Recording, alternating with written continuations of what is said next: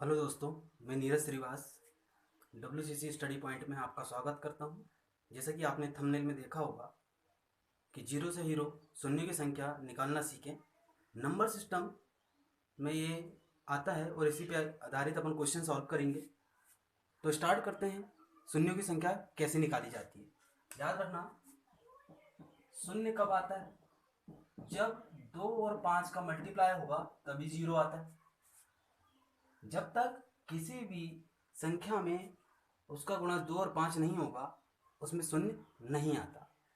इसी प्रकार यदि मैं देखूं कि 100 है तो 100 में 2 और 5 होगा, लेकिन 2 कितने बार होगा? 5 बार, सॉरी, 2 2 बार होगा और 5 2 बार होगा।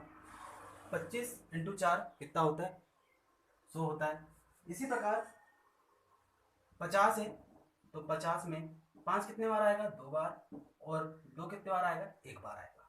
तो यहाँ पे देखने से आपको कुछ समझ पे आ रहा है कि इनकी पावर 1 है, इसकी पावर 1 है, इसलिए यहाँ पे जीरो की संख्या 1 है। इसकी पावर 2 है, इसकी पावर 2 है, इसलिए जीरो की संख्या कितनी है? 2।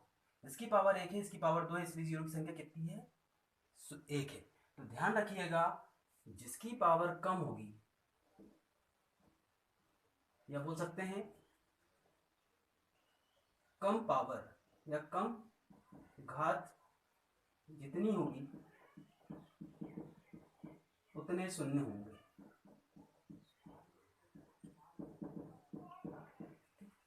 उतने शून्य होंगे। तो अपन इस पर क्वेश्चन करते हैं। पहला क्वेश्चन है, 1 से 100 तक की संख्याओं को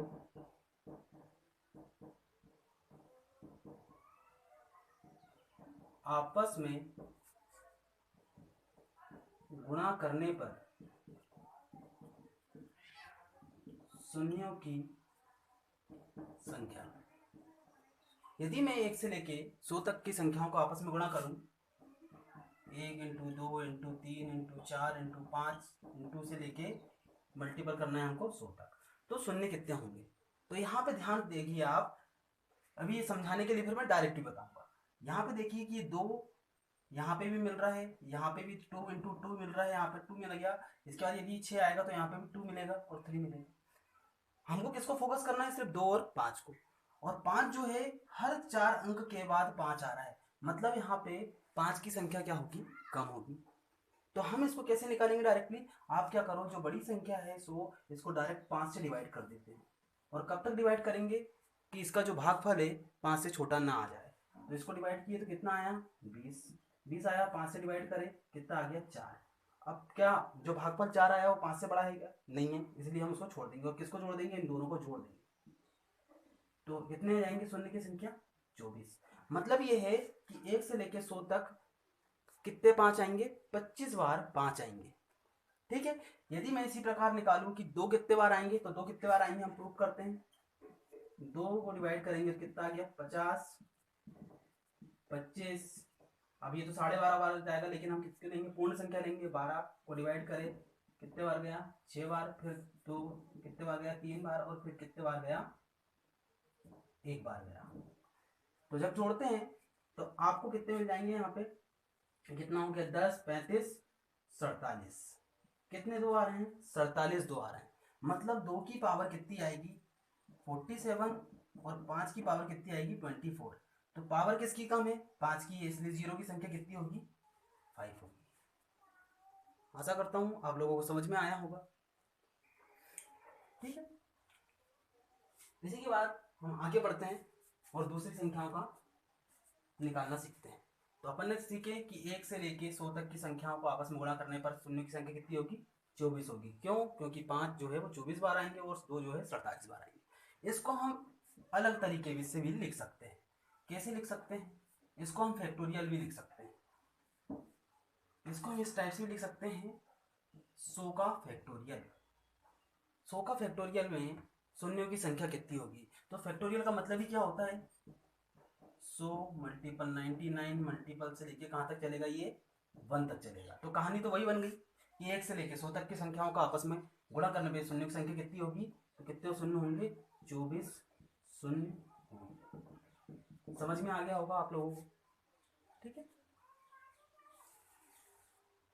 तो कितने शून्य हो गए हमारे पास? 24 शून्य हो गए। सेकंड क्वेश्चन इसी में करते हैं हम। अब ध्यान से देखेंगे कि 1000 तक फैक्टोरियल लिख सकते हैं। 1000 तक फैक्टोरियल लिख सकते हैं। तो सेम वही कंडीशन, हम क्या करेंगे, हम डायरेक्ट इसको किससे डिवाइड कर देंगे? 1000 को 5 से। कितने बार गया? 5 दूनी 10, 200 बार गया।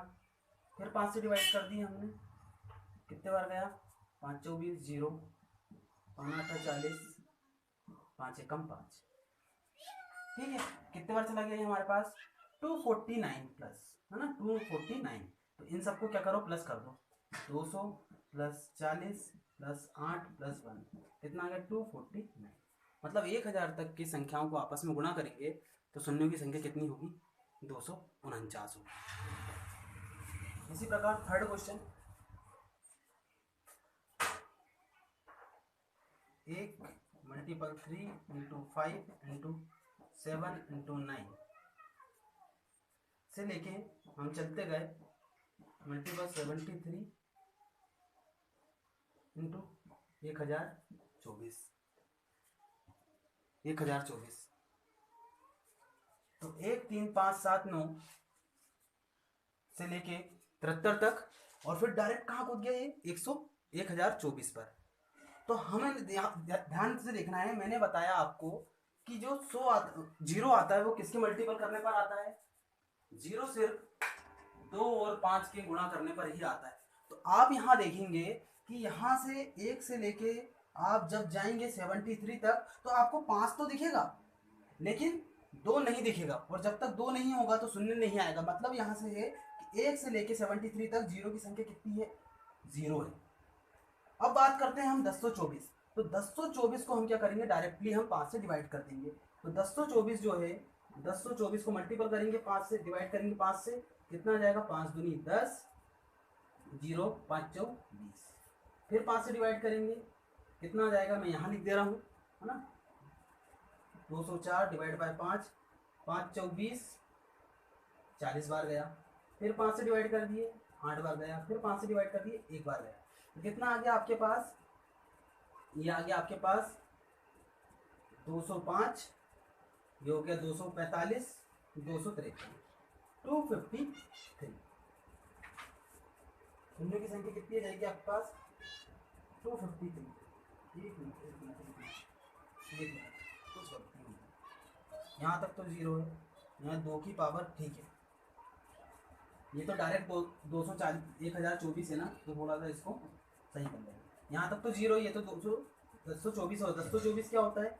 2 की पावर 10 होता है। मतलब शून्यों की संख्या कितनी आएगी? शून्यों की संख्या आ जाएगी 10। हाँ, हो जाती है मिस्टेक थोड़ी बहुत। 2 की पावर 10 आई, तो यहाँ पर आपको ध्यान रखना है 2 की पावर 10 मतलब शून्य की संख्या कितनी आने वाली है? 10 होने वाली है। ठीक है, आगे बढ़ते हैं।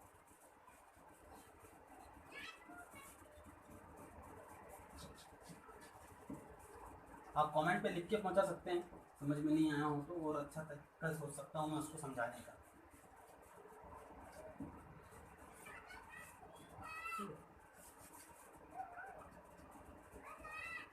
उसके बाद सेकंड क्वेश्चन चलते हैं अपन 4th नंबर का। 4th जो क्वेश्चन है आपको दिया है 47 का फैक्टोरियल। तो मैंने अभी समझाया आपको कि 47 का फैक्टोरियल में कितने 0 आएंगे। तो अभी हमने देखे थे, जैसे मैंने आपको 1000 का बताया, इसी प्रकार 47 में कितने आएंगे? 47 डिवाइड कर देंगे हम 5 से, कितना आ जाएगा? 5 9 45, 5 से डिवाइड कर दिए, 5 एकम 5। कितने बार गया ये? 10 बार गया, है ना।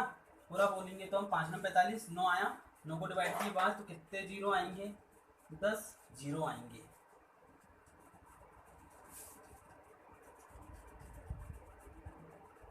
पांचवा क्वेश्चन, 378 का फैक्टोरियल में कितने 0 आएंगे? तो 378 का फैक्टोरियल जब करेंगे हम, तो हमें मालूम है कि 1 से लेके कहाँ तक चलेगा? 378 तक। तो हम क्या कर सकते हैं?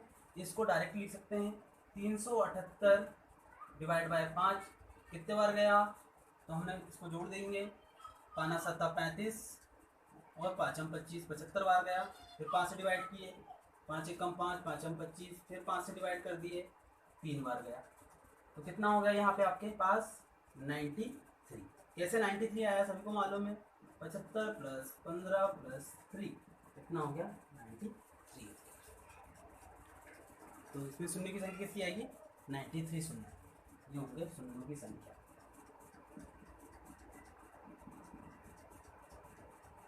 ठीक है, इसके बाद अपना नेक्स्ट क्वेश्चन है,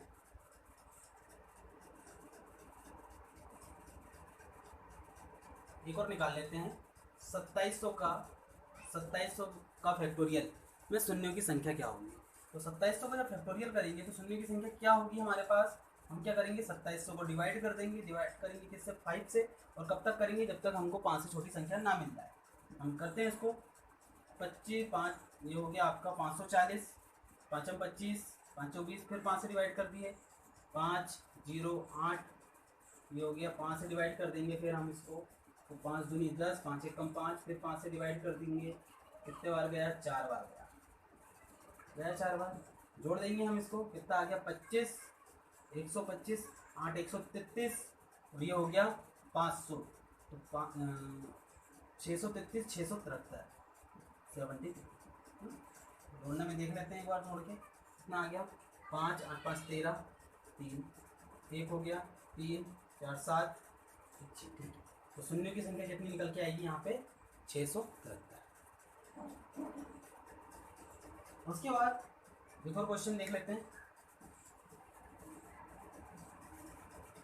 तो ये क्वेश्चन आते हैं पेपर में भी, लास्ट टाइम में एनटीपीसी प्री में पूछा गया था कि शून्यों की संख्या क्या होती है।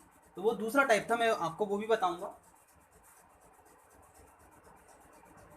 10 गुणित 15 गुणित 44 गुणित 28 गुणित 70 में शून्यों की संख्या क्या हो। अब यहाँ पे क्या करना है हमको किसको फोकस करना है 2 और 5 को फोकस करना है, और दोनों में से जिसकी पावर कम होगी उतने जीरो आएंगे। तो यहाँ पे क्या करना है हमको फैक्टोरियल निकालना है। ध्यान से देखो, सॉरी गुणज निकालना है। तो 10 किस में टूटेगा 2 × 5 में टूटेगा, 15 किस में टूटेगा 3 × 5 में टूटेगा, 44 किस में टूटेगा 2 की पावर 2 × 11 में टूटेगा, 28 किस में टूटेगा 2 × 2 2 की पावर 2 × 7 में टूटेगा, 70 किस में टूटेगा 2 × 5 × 7 में टूटेगा। तो अब हम यहाँ पे कर सकते हैं इसको, है ना, हम लिख सकते हैं इसको कि किस में टूट रहा है 2 × 5 × 3 × 5 × 2 की पावर 2 × 11 × 2 की पावर 2 × 7 × 2 × 5 × 7। अब यहाँ पे काउंट करना है आपको सिर्फ 5 और 2 को। तो ध्यान से देखेंगे आप कितने 2 आ रहे हैं 1 3 5 6, मतलब 2 की पावर कितनी आ रही है 6 आ रही है, और 5 की पावर कितनी आ रही है 1 2 3, 5 की पावर कितनी आ रही है 3, मतलब शून्यों की संख्या कितनी होने वाली है 3 होने वाली है। कितने शून्य होंगे 3। ठीक है, तो आशा करता हूँ आप लोगों को समझ में आया होगा। यदि वीडियो अच्छा लगे तो लाइक करें, सब्सक्राइब करें, शेयर करें और बेल आइकन जरूर दबाएं, जिससे कोई भी वीडियो का नोटिफिकेशन सबसे पहले आपके पास पहुँचे। धन्यवाद, मिलते हैं नेक्स्ट वीडियो।